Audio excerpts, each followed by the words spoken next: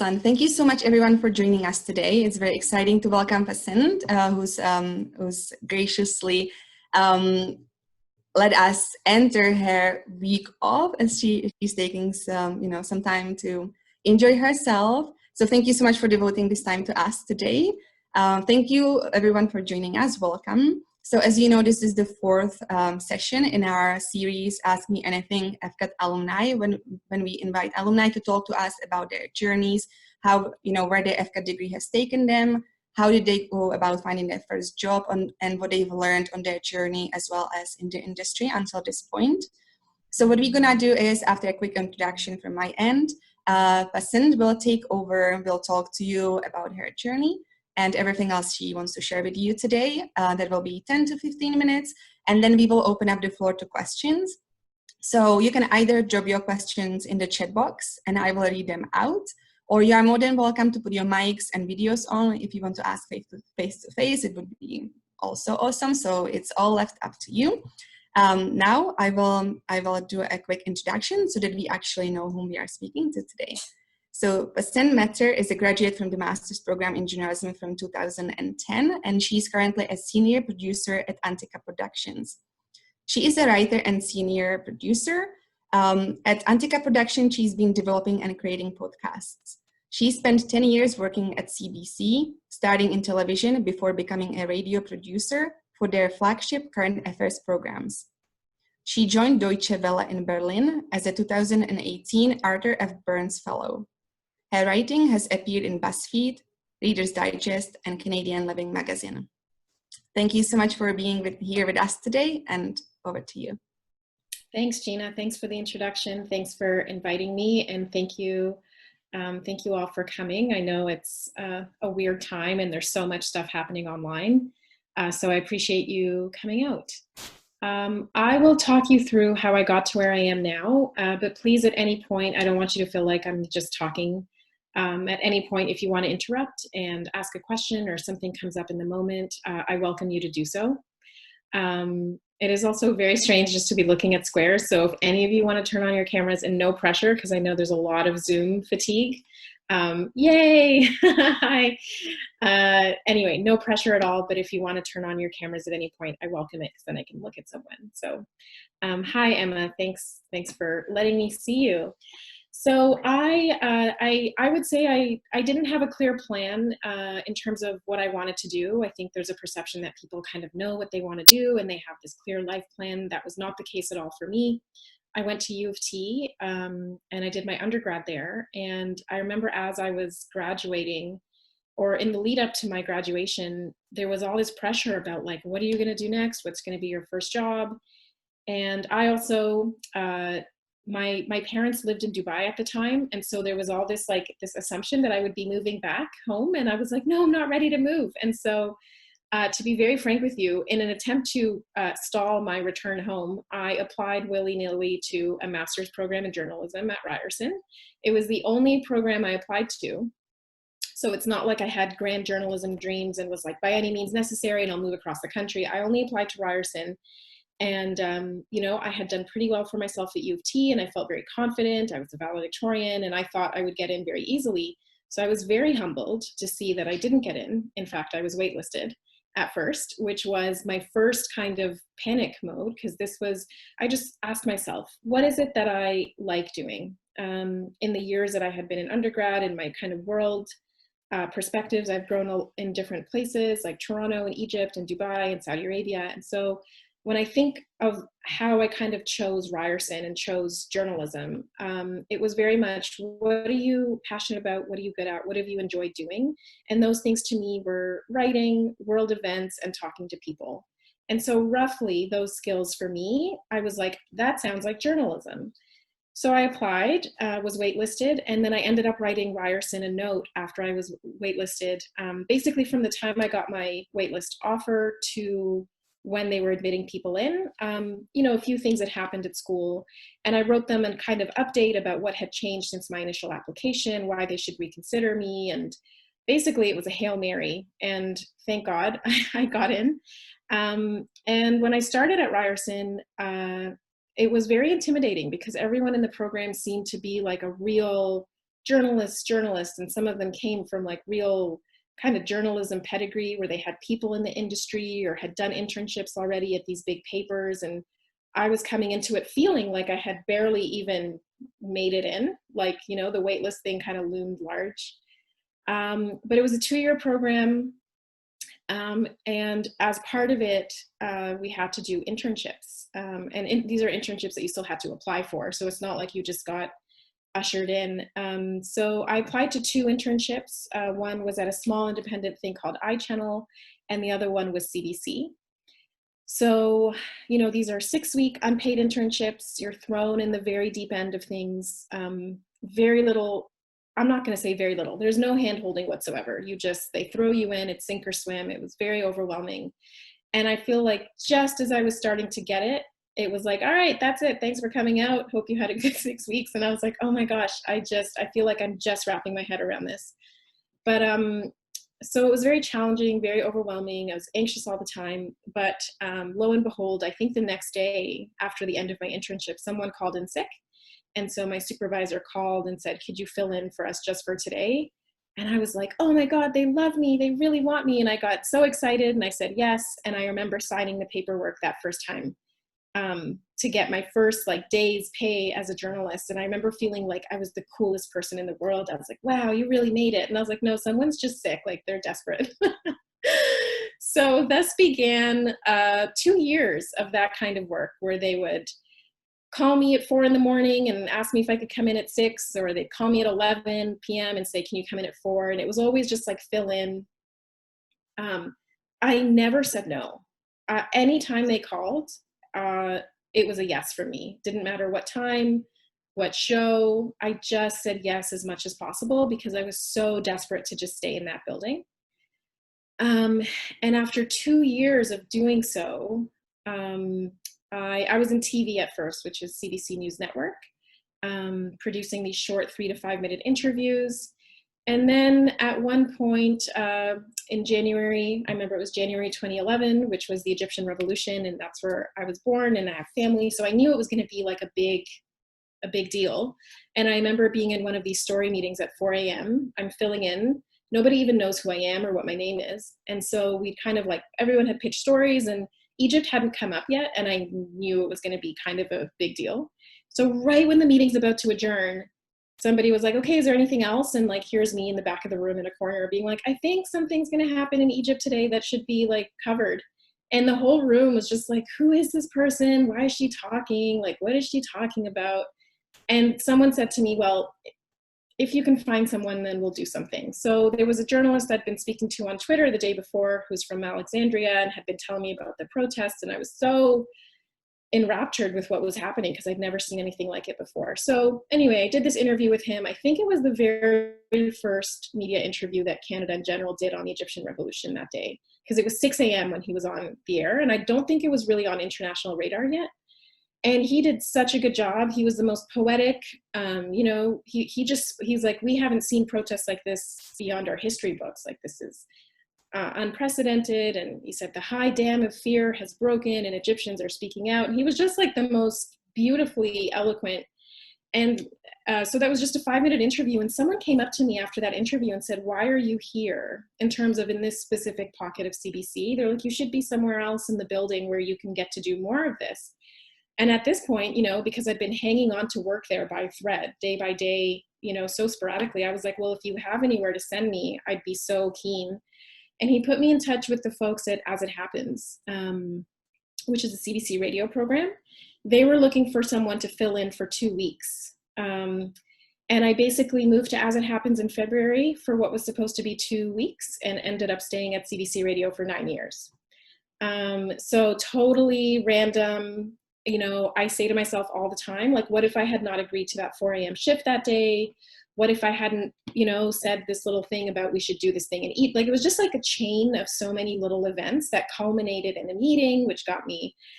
And it worked out perfectly because after my time, like basically I stopped getting work in TV. My name just stopped going up on the schedule. I had no idea why.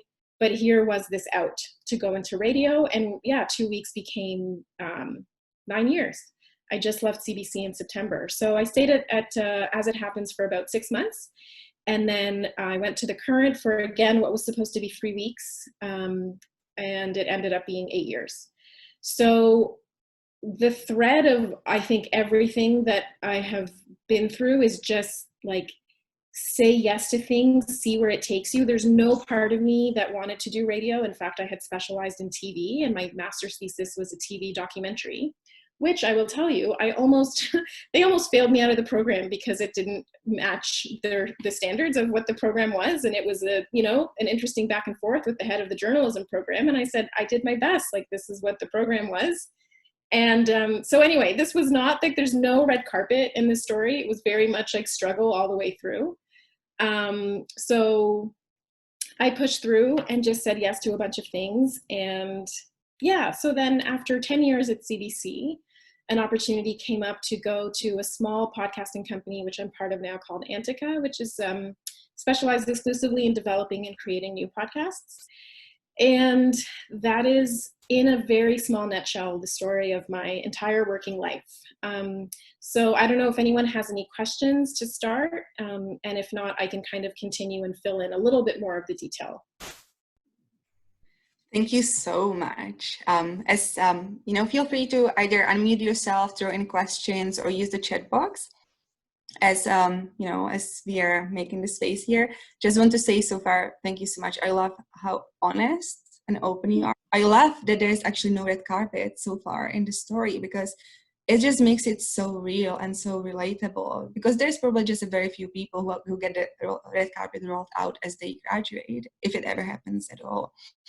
And also it's incredible to see how you illustrated every yes, every gesture of openness and positivity leads to something else, and becomes a chain reaction. It's very inspiring to see a story like this. Any questions so far? Yes. Okay. First question is, how did you get your work published in BuzzFeed, Canadian Living, etc.? From Samantha. Yeah, so I'll start with the BuzzFeed one, because I basically I was on Twitter, and I follow a whole bunch of people on Twitter. And I remember one woman that I followed writing a piece for BuzzFeed about Eid, the Muslim holiday that comes after Ramadan. It was the most beautifully moving thing that I'd ever read, and I tweeted the hell out of it. Because it felt so relatable, and I was just like yelling about it on Twitter and saying, this feels like my life. So me and the author of this article became Twitter friends, if you will. And so the year after, when BuzzFeed was soliciting more stories about Ramadan and about Eid, this girl told me, she put me in touch with the editor. She was like, they're looking for other voices to write about this. Would you be interested? And so she put me in touch with the editor, and I pitched him a story about basically a Ramadan support group that I had set up for people who are on their own in Canada, fasting on their own without family, which was my scenario, and how it became this like ragtag group of, first it was 10 of us, and now I think the group's like 250 people, Canada and internationally. So I pitched that story to the editor, but I was put in touch with the editor because of the woman whose work I was so excited about and tweeting about. And so it was very much an online relationship. That was the BuzzFeed article. And Reader's Digest actually asked me they wanted to republish it. So they got in touch to ask if they could just republish that article, though albeit a little bit shorter. And the Canadian Living, a friend of a friend, basically through networking. One of my friends at CDC had a friend who was a print editor. And again, they were looking for people to write about being Muslim in Canada. And this was in the wake of the mosque shooting a few years ago in January. And so she reached out to me and asked if I would want to write something about it. So both of those writing experiences were solely through people that I met. And again, just saying yes to things, like I very much was like an audio person, and I do write, but I hadn't written in so long. And actually since over the last few weeks, I've actually written for Toronto Life. I've written 2 articles for Toronto Life, again, through a connection of an online writers group that I was a part of. basically the story of how I wrote for Toronto Life recently is part of a writers group, and all the Black women in the group had been solicited so much recently to write about everything going on with the protests and the police brutality and anti-Black racism. And this one girl said, like, I have been commissioned more times in the last week than I have all year, and I can't take them all on. So does anyone want to do something for Toronto Life? So I wrote to Toronto Life and pitched them a story about my friend's hair salon and how she's using it as a wellness space for Black women. And so again, it was through an introduction of, an online writer that I follow. So lots of online networking, and not really, I wouldn't even say that I was like on there to network with people. It's just, you make these relationships, you support people's articles, and you follow your passion, and then they'll come back and say, hey, I think you would be great for this. So it was a very kind of organic, it was very organic and not so cutthroat, like, please introduce me to this editor so I can do something. And I think that's where kind of the best happens. It's, you have this like real organic support with people that you may not have even met online, like in real life, but you develop a kind of synergy and support online. And when you see the things that people care about that kind of mirror yours. So yes, that's the story of how I did some writing. Thank you so much. It's really, how important it is just to be genuine in everything you do, but also pay attention to, what networking means to you and how you do it, for sure. And social media, a huge one for networking. Okay. Next question from Olivia. What kind of work do you do at Antica, and how do you find it differs from your work at CDC Radio in terms of radio versus podcasting? Yeah, that's a great question. So at Antica, my job has been to create and develop podcasts for clients. So major clients, from museums to hospitals. I'm sure it's no secret to all of you that podcasting is really at an all-time, it's like the gold rush. Everybody wants a podcast. I think podcasting is a very intimate medium. I'm so glad that I always talk about how I was rescued from TV into radio, because I find radio just such a more calm, intimate, deep. It's like deep listening and deep storytelling, and it also is it feels very evocative and emotional. And you don't have to be staring at a screen to listen to a podcast. So the biggest change, I think, from moving to CBC to podcasting, or at least this company, is the fact that it's client work and not, capital J journalism. So you're working with, two of my clients one's a museum and one's a hospital. We also have like a big food chain that's doing a podcast. So it's interesting to adapt kind of my thinking into client work instead of journalism. But overall, what I stick to and what I love about it is that it's still at its heart storytelling. It's intimate, it's emotional. Like one of the podcasts that I'm working on is basically for a museum that wants to showcase kind of Islamic civilization and things like that. So they want stories about high-profile Muslims doing interesting things in the world. So kind of like famous names. And so it's been really nice to kind of do a podcast that's about Muslim people, but that isn't, reactionary and about like what's happening in the news and what do you think of, the latest political mess. It's just people getting to talk about their lives and work. And although it is client work, it's still, it's people's life stories. It's their passion. It's their struggle. And so I've really enjoyed that kind of form of storytelling. And then the other podcast I'm working on is for Mount Sinai Hospital. It's a very kind of scientific medical one about the response to COVID and how it's changed how they do care, how their doctors are coping. And so that's the other one that's been weekly. And I tell, the host is one of the doctors, the chief medical officer at Sinai. And every week we interview a different doctor from different specializations. And, these are very medically minded experts, but I always tell them, tell us stories. What is it like what's the ER like right now? How are cancer patients doing? I know they recently teamed up and helped some long-term care homes. What was that like to call a long-term care home that's about to shutter and offer your support? So my kind of guiding light in everything that I do, and for a lot of people, is just like, what's the humanity or the heartbeat? That's always what I'm looking for. The heartbeat and the humanity and the emotion. And that's how, like, even if you're talking about medicine and things like that, there's heart in there. And that's what I try to kind of frame my work around.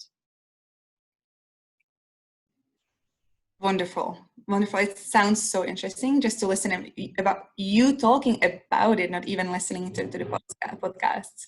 From Emma, what would be your advice to graduating students that might want to make a full-time career out of producing podcasts, client-based, broadcaster, funded, or otherwise?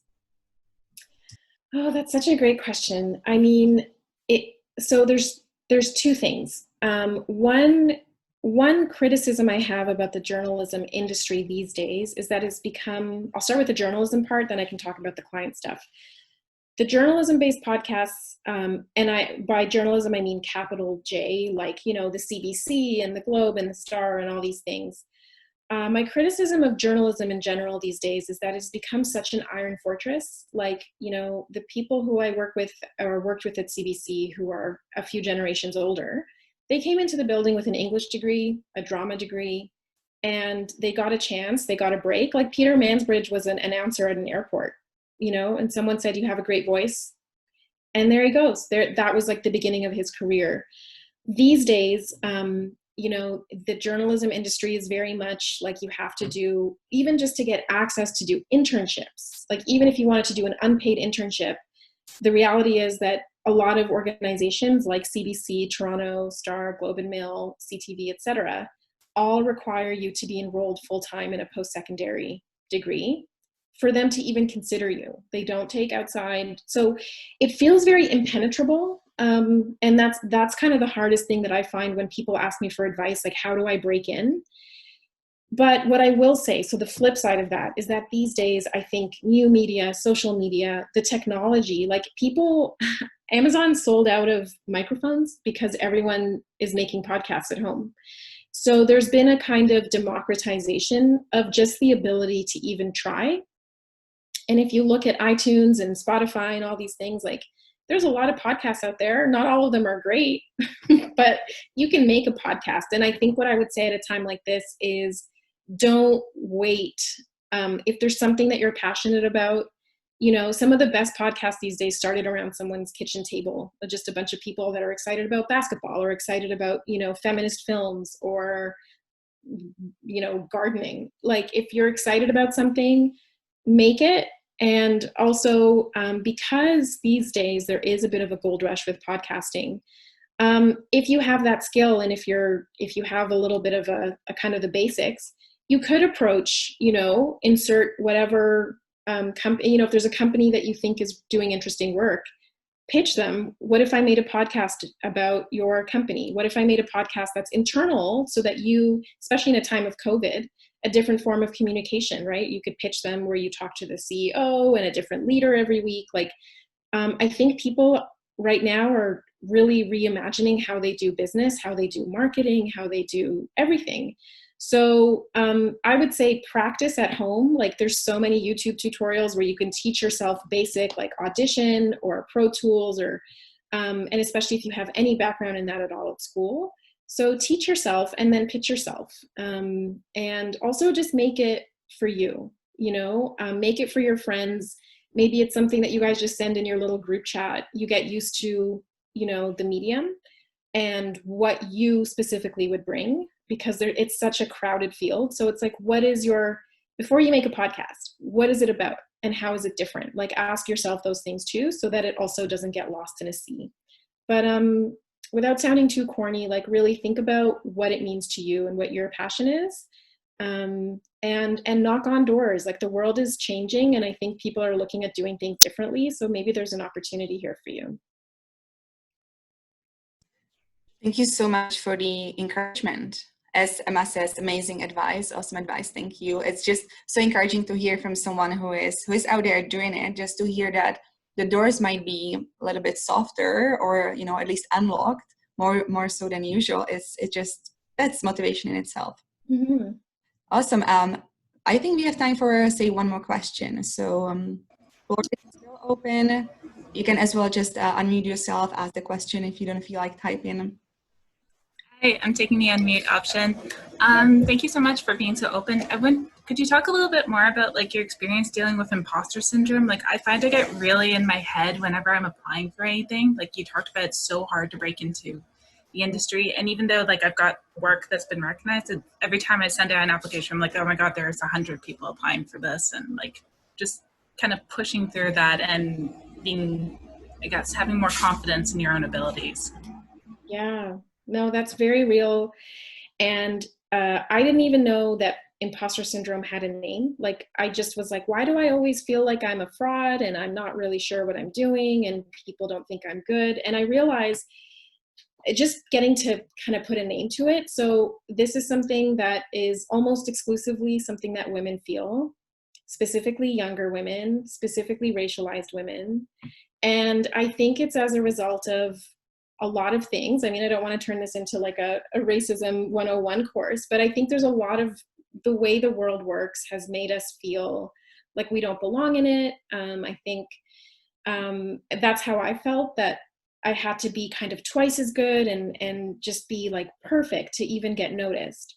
But here's what I've learned is that all this self-doubt, I think a little self-doubt is good. I never want to get to a point where I think I'm the best thing ever and I can do no wrong. Like I like a little bit of fear, a little bit of doubt. But I think the problem comes from when it's crippling and when it's stopping you from doing something that you otherwise would want to do. So, and there, you know, research has shown that women who look at a job description and don't see that they can do all of it will not apply, whereas men will be able to do less things in the job description than some women, and they still apply because they think they can do it. And I think a lot of this stuff has just been socialized into us. And so I would say, and this is what I've been doing for a long time, and I think I've almost broken up with my imposter syndrome because I see the scam in it. Like I just push through, you keep applying. If you've gotten, like, remind yourself how far you've come. That's not an accident. It's no accident that you've come this far. And don't let it stop you from pushing a little further. I think it's nice to have a little bit of doubt, a little bit of fear, a little bit of kind of, that means you're making yourself uncomfortable and you're not in your comfort zone. But try to challenge yourself if it gets a bit overwhelming. Try to kind of contextualize, why is it that I feel this way? And just know that I've worked with some of the best people in journalism, and I thought it was just me. But so many people feel this way, so many people. It's actually so common, but everyone is just doing their best. And I think we're our own toughest critics too. Like even now, I'm sitting here on this call and I'm like, what do I know about anything? Like I feel like a bit of a, there's so many other people they could have spoken to or whatever, but I think at a certain point that voice doesn't serve you and it almost can get in the way. So take what you can from it, have it push you outside of your comfort zone, but also recognize that it's not an accident that we've all been made to feel this somehow. So push against it, apply for that job that you think is a little bit of outside of your, you know, take a risk, talk to someone, and basically listen to it a little bit, but mostly resist.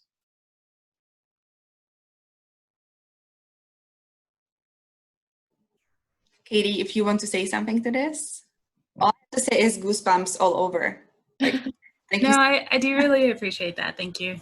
And yeah, there are many things that I'd like to pick your brain about, but I know there's a time limit.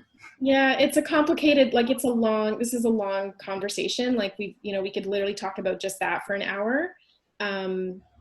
But anyway, I appreciate your question. And I actually just deactivated my social media, like all of it. I'm overwhelmed in a lot of ways right now, but I could give you guys my email and send me a note. I may not get back to you right away because I've actually mandated a break from work for a bit because of just a lot of things and just wanting a little bit of a break. But I always like to make time for people because people made time for me and it made a big difference. So we can stay in touch and we can keep talking.